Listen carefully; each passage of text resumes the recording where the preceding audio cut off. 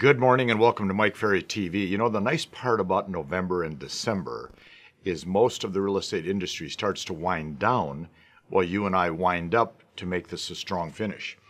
One of the things that I do each Tuesday afternoon, 4:30 Eastern Time, is I do a training session with a group of our coaches. And it's always fun and stimulating because these are coaches working with a lot of you that are always looking for ways to improve productivity, primarily yours.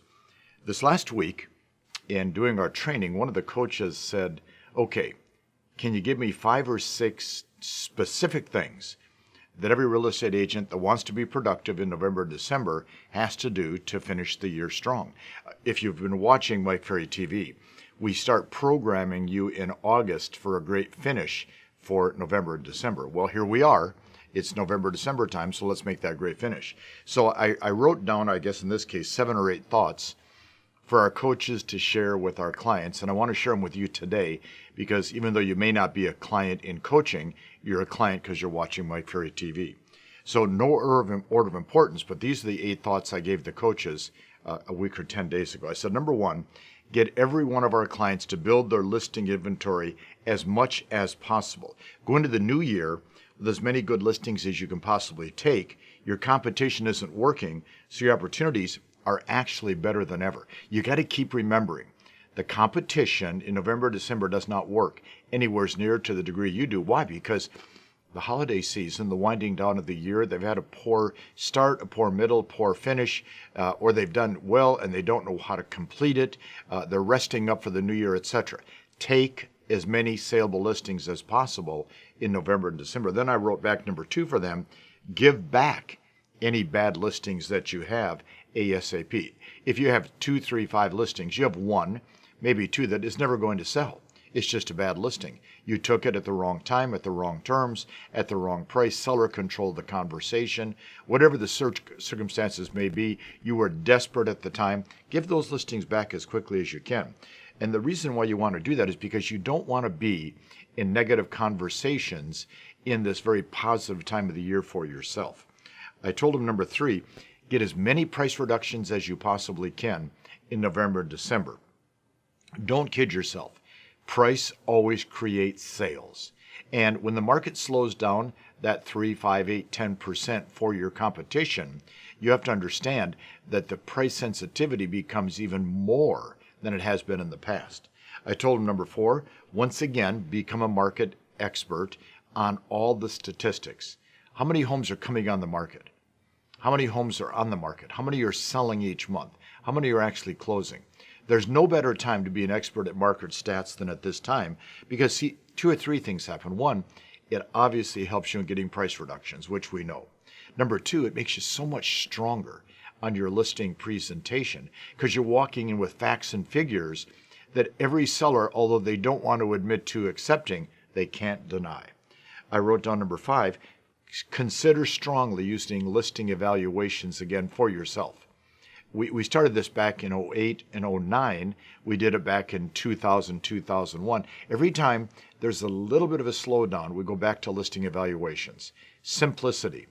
Left side of a piece of paper, write down the addresses of all your listings. Next to that, make 4 or 5 columns, depending upon yourself. Price in relationship to fair market value. Motivation of the seller. Condition of the property, location of the home, accessibility for showings. And do this on a scale from 1 to 10 on each and every listing that you have. What you're doing is you're making yourself more aware of what has to be done. And then again, you can go back to your sellers and say, here's a very valid evaluation based upon reality of your property and when it should sell. I told number 6, boy, more than ever, a past client center of influence / database campaign. 2 things, call as many as you can in November, December, asking for referrals, saying thank you for the business. But most importantly, this is a great time to cleanse your database. Look at that database carefully. Who do you have in there that really doesn't know you, that you don't really know, that somehow you put their name in? Maybe it was a lead from 8 months ago. You don't even remember where you got the lead from. Cleanse the database. Let's get it down to a good working number of people. Remember, a database, past clients, centers of influence, people that you know, people that know you that can refer you business. Then I said, number 7, we need to go back in this kind of a market and with a little bit of an ending slowdown to go back and start calling for showing feedback on your listings. I would call every agent that shows any listings. I would track the number of showings carefully. Then I would ask for feedback because, again, this is what you want to take back to the seller. You can't over communicate in a slowed down market. More communication, the better. And then, of course, the last thing I said to the coaches, and I'm saying to you, is start doing at least once a week a very strong, very effective, real intense prospecting blitz, whether it be a couple of hours, maybe even a full day, a couple times a week. You've got to start making more contacts than ever in this kind of a market. So with all those things being said, here's what I really want to point out to you. When you end up towards the end of the year, which we're in right now, and let's say you've had the best year of your life, which I hope you have, it's normal, it's common to start to slow down and enjoy the rewards, the fruits of your labor. This is normal. What I want you to think about, in a real business, there is no slowdown. In fact, in most businesses, the holiday season is a big jump in business because of the obvious holidays we have. So what I want you to think about first is if you've had a great year, don't allow yourself to mentally become complacent and start to slow down. Finish the year strong.